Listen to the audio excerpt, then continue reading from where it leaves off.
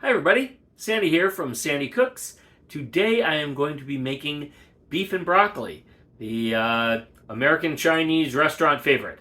We love it in our house, we love going out for it, as well as a bunch of other Chinese dishes. And anyway, I found this good recipe a couple of years ago and I decided to share it with you. So come along with me, I'll show you how we make the sauce and get that marinating and show you how to do this whole thing. Anyway, come along with me.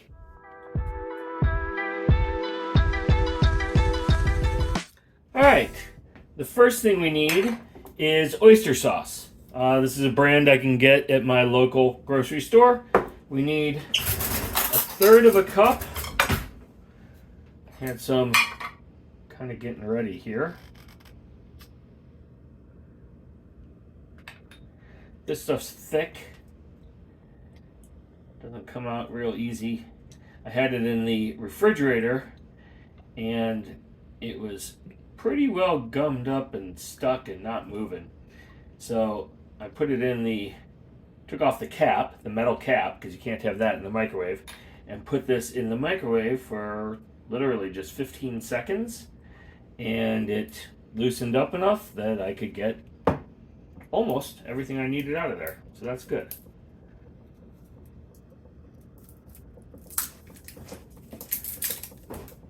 So again, what we're doing here is we're setting up the marinade for the broccoli beef. Come on. Come on. There we go. A little bit more. Okay, I think that'll do. Not sure why I took this knife out. I need a spoon.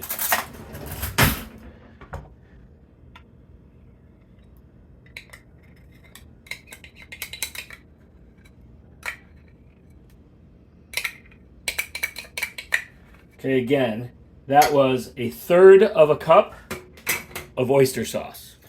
Okay, the next ingredient is sesame oil, and the recipe calls for 2 teaspoons. This is strong stuff, so don't put more than they say in, or you will be tasting sesame for the next 3 weeks.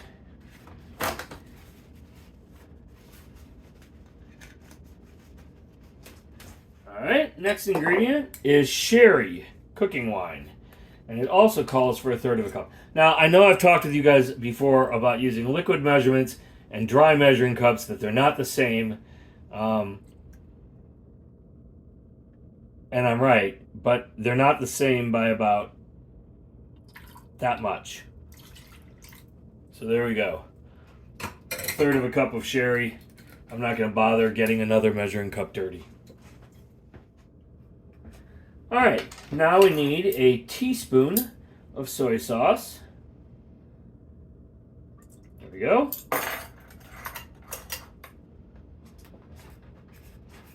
Now we're going to add a teaspoon of white sugar.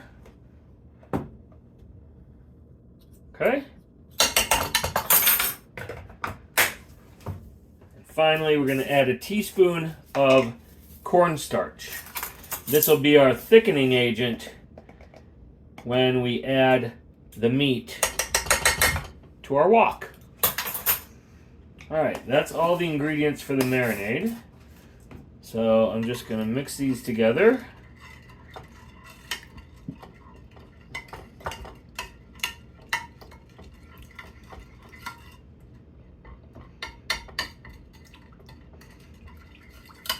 You can do this with a fork, you can do this with a whisk. I'm using a spoon, which probably is going to take me a little bit longer than it should, because I should be using a whisk or a fork. That's okay. Won't take me much longer.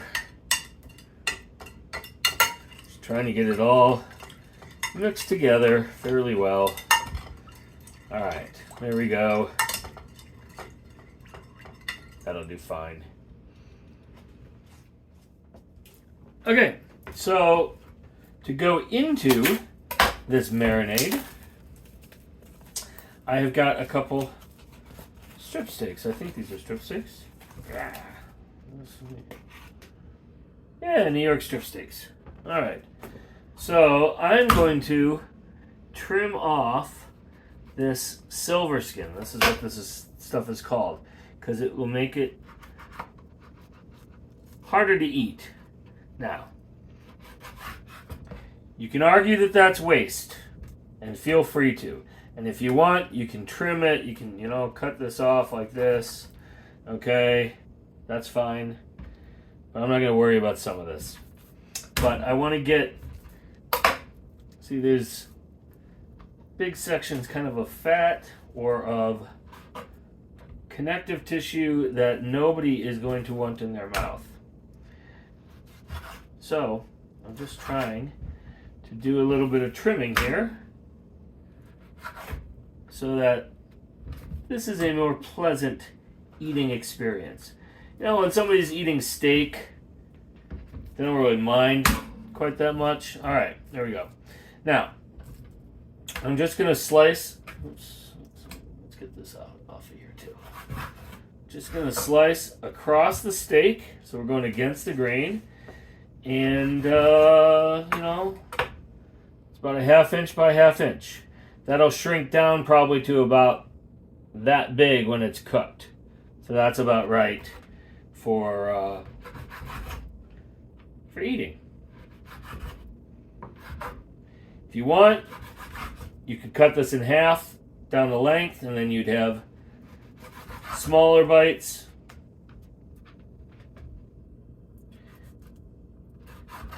Whenever you're doing Chinese or Japanese cooking, one of the tenets, if you will, is, so you notice I got a piece of sinew right down here in the middle of the steak. I'm going to go ahead and cut that out so nobody has to try and chew through that.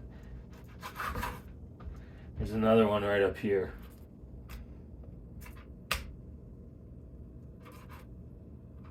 Get rid of that.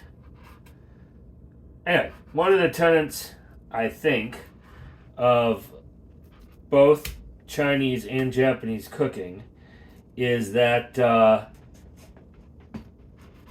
you want things to be bite-sized. They don't typically, I don't think, have knives on the table. So you got to make sure you can eat everything, with your chopsticks. So there you go. Okay, those are good. Put those here in our marinade. I got a second steak here. There's only 2 of us eating tonight.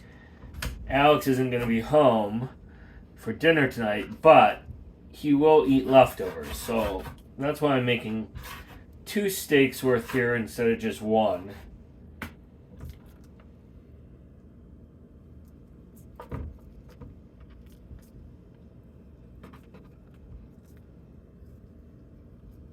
Yuck.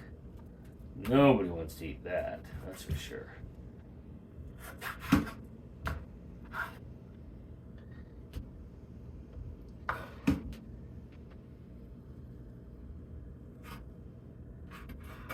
Don't be afraid to trim your meat and get it to the state that you want it in. That's really important when you are cooking, is that you take care of these little details, because they're what adds up to make a pleasant or unpleasant eating experience. Nobody wants to have to spit out a piece of meat into their napkin. Nobody. Right? So you want to make sure that they don't have to. Not quite as easy if you're just preparing this as a steak. You can still trim it, but you also want to leave fat when you're cooking it as a steak, because that's where all the flavor is, in the fat.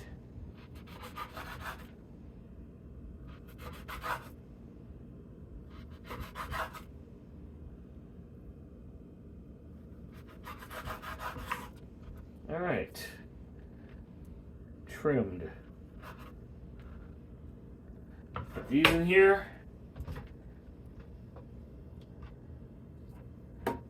Mix that up. And I'm just going to put saran wrap on this, put it in the refrigerator, and let it marinate for at least half an hour, is what the recipe says, but you can do longer. So I've got probably about 2.5 hours before I'll start cooking this. So that'll be really nice time for that to marinate. Okay, now before I move on to the next, because it's been a few hours, so I'm ready to make dinner, I'm going to show you the easiest way in the world to make rice. So this is standard Riceland rice, bought from my regular old grocery store. And all we are going to do here is it's 1 part of rice to 2 parts water. So I used a dry measuring cup of rice, 1 cup. Now I'm going to add 2 cups of water. 1. I know you're like looking at my shoulder, and I apologize. 2. Okay? And then all we have to do after that is add a pinch of salt. A pretty good pinch. We got a cup of rice there. That's going to turn into 2 cups of rice. When we're done, that's going on the stove. On low for 20 minutes. Covered. Okay, we need to cut up our broccoli. So I've got my broccoli here. Hopefully this is in decent shape. It's been in my fridge for a little while. Oh, I'm going to have to cut some off of here. You got some icky broccoli. Definitely don't want that. But that's okay. Sometimes you have to do that. The rest of this is okay.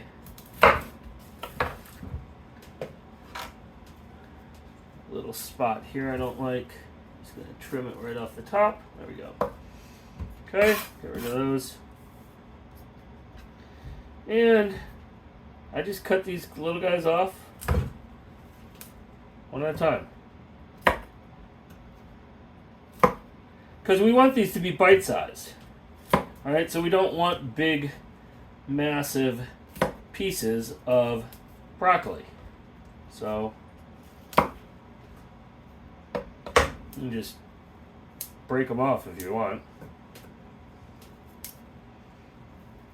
But yeah, that's it, so that we, you can break them a little bigger if you want. You can break them a little smaller if you want. Cut them, whatever. Okay. Of course, you can use the stalks if you want. I just choose not to for beef and broccoli. Okay.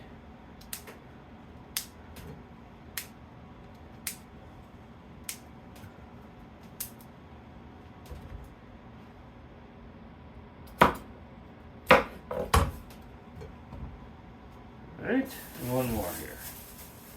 So this is an okay shape too.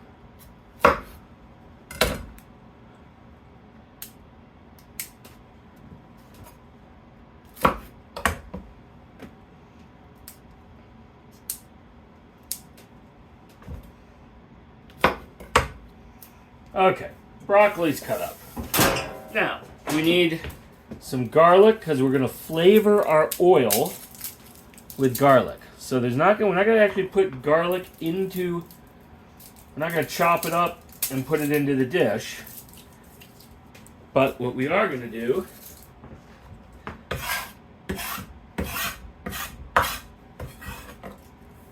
is just smash that. Got it. It's a little fruit fly that was buzzing around. I don't know if you saw that. He landed, so I squished him.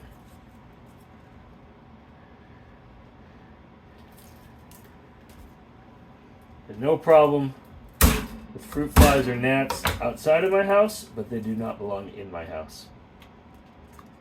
Sorry if that offends you. And then right here, I've got ginger root, fresh ginger root. It's been in the fridge for a bit, so see, you can see there's actually mold on this one. I'm going to go ahead and get rid of that. here's the thing. Yeah, there's a little bit of mold on the outside, but that one's wet. But we're not using the outside, okay? We're only using the inside. So I'm going to cut away here. Ooh, don't do that, Sandy.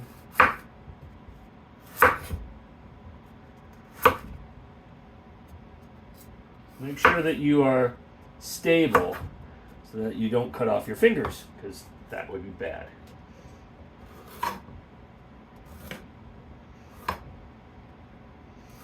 I'm told, or I've seen videos where people clean ginger using a spoon. They just kind of scrape at it instead of cutting like I'm doing. Less waste. That's fine. If you want to do it that way, go for it. There's no right or wrong way. There's probably wrong ways. But there's no single right way here. How about that? Alright, so this, we're just going to cut into some thin strips. Again, we're going to flavor our oil with this, but we're not going to keep this in our dish all the way through. So we're going to use, should really use 2 of these. I need about half and half. We're going to end up flavoring our oil twice. Once for the broccoli and onions. Haven't even talked about the onions yet. And once for the meat.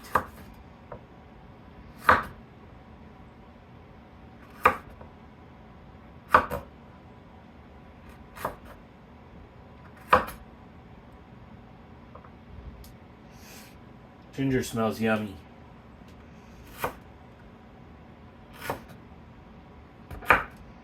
Okay.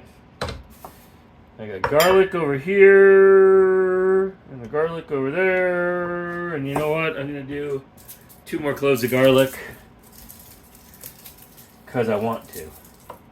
Because it feels right to me. Urgh. Okay, huh? That will be 1.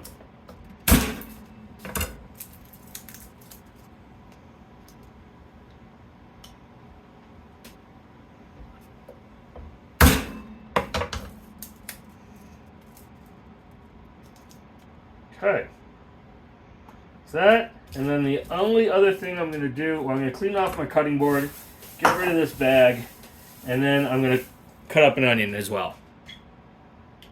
Okay, so I got an onion here.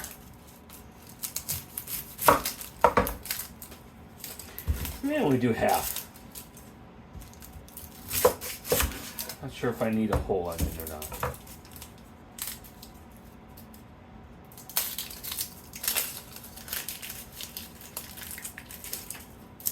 Take a look at how much what it turns into when I chop it here.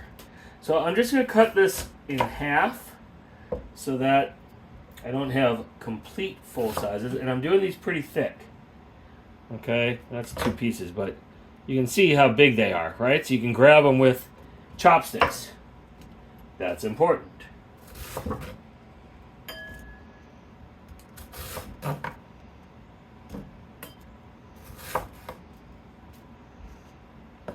Okay, that's not very much onion. I'll go ahead and cut up the other one, the other half. Just wasn't sure when I was eyeballing it how much it would give me. And do the same thing here, cut this in half, and then just do big slices here.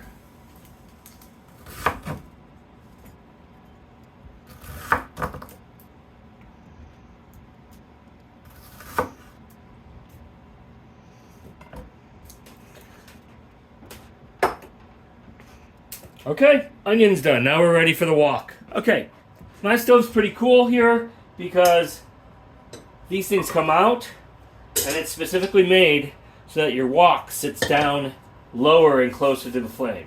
So I'm going to turn that on high, get that hot. This is grapeseed oil. Why grapeseed oil instead of regular vegetable oil? Because it has a higher smoke point, which means we can get it hot and it won't burn. Alright, so we're going to get that hot, right, until we see it smoking. Then we're going to add in Then we're going to add in our ginger and garlic. We're going to pull that out right before it's getting brown, or just as it's getting brown, because that's when the garlic gets bitter. We don't want that. And then we'll do our onions and broccoli, and then we'll come back with the meat at the end. Okay, I don't know if you can see the smoke coming off of there. I hope you can, but it's smoking. All right, so we're just going straight in with our garlic and our ginger. This isn't going to last long. We're just flavoring our ginger. Not our ginger. We're flavoring our oil with the garlic and ginger. And believe it or not, it does make a difference.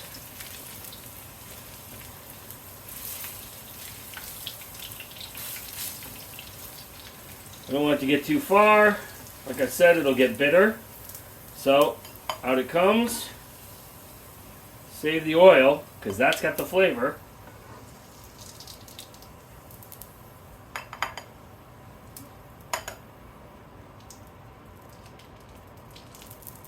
Okay. That's done. In go the onions.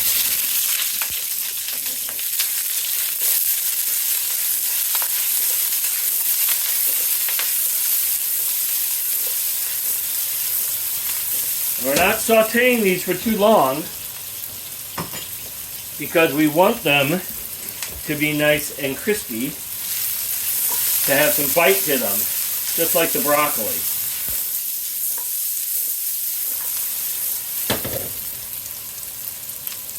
We're just going to go for a minute or so with just the onions. This is hot. This oil was really hot, so these cook quickly and they will go from a nice crunch to mush very quickly. All right, here goes our broccoli. We don't have to add any additional seasoning, no salt or pepper, because it's all going to be in the sauce from the meat. All right, we're going to let this cook for a couple minutes so the broccoli gets just a little bit tender. Again, we want it to have bite to it, right? We want it al dente, to the tooth, but we don't want it mushy. So I'm going to take this, it's going to go back in the bowl. We're going to add some more oil, add in the garlic and ginger again to flavor the oil, and then we'll do the meat. And when the meat is just about done, we'll add the broccoli and onions back. Because if we cook them all together, it'll all just turn to mush. We don't want that.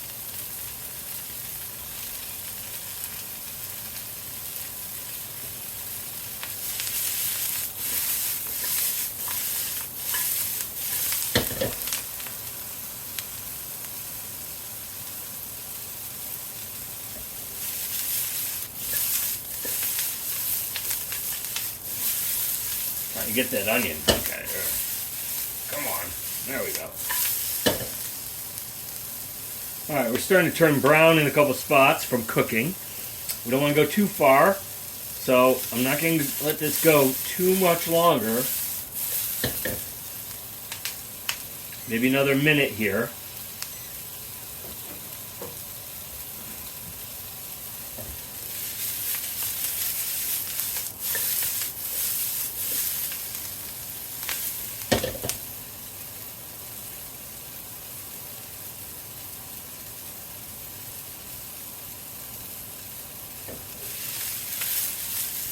Alright. Come on. There we go. My tools were in the way. Alright. Back onto the fire. Add oil again. A couple tablespoons, not too much. Okay, it is smoking again. So let's go ahead and add our ginger and garlic again.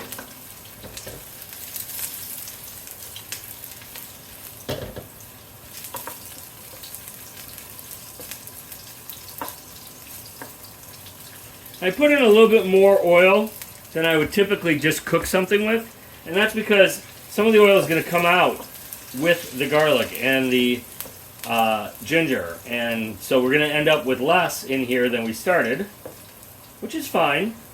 But that's why I put a little bit more in, so that we could benefit from it. Or so we end up having oil left over to use to cook the meat. Okay, I'm making this much too difficult. Alright, coming out.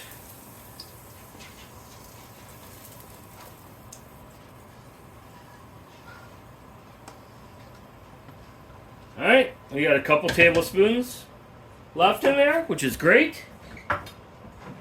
And in goes our beef with the sauce.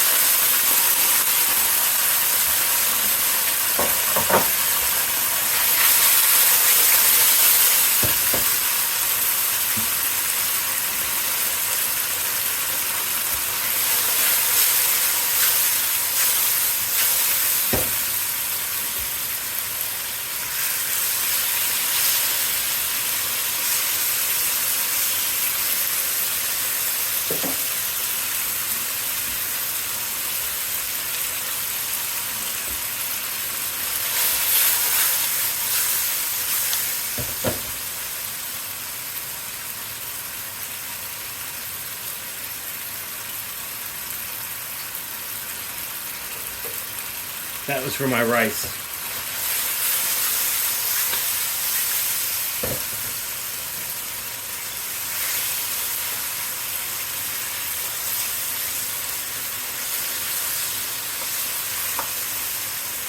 You remember we had the cornstarch in here, so that's acting as a thickening agent. That's why this sauce is so thick already. Doesn't take very long to cook this, remember. You know, we cut it pretty thin. It's a high quality beef, right? We're using a strip steak, so we don't want to overcook this and end up with shoe leather.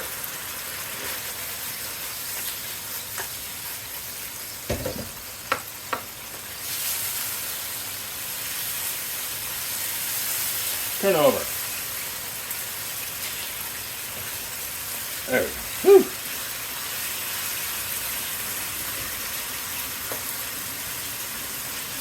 Everything else looks pretty cooked. It was just that one. Didn't look cooked enough. Alright, now I'm going to add this back in. So it's all together now. Just like the Beatles song. All together now, all together now, all together now. It's a little heavy to flip like that, but it's okay. And now we're just going to cook this for 2 minutes, let's say, just to marry it all together.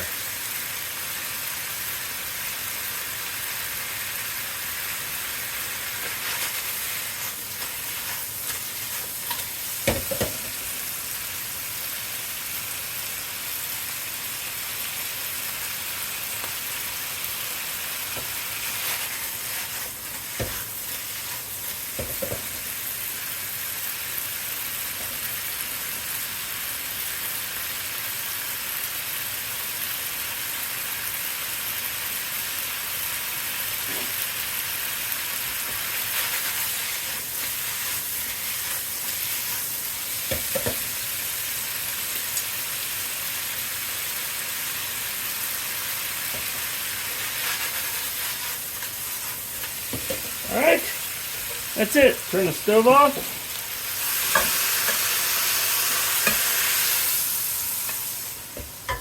Voila. Beef and broccoli. Well, I hope that you enjoy this as much as we do, and that's it.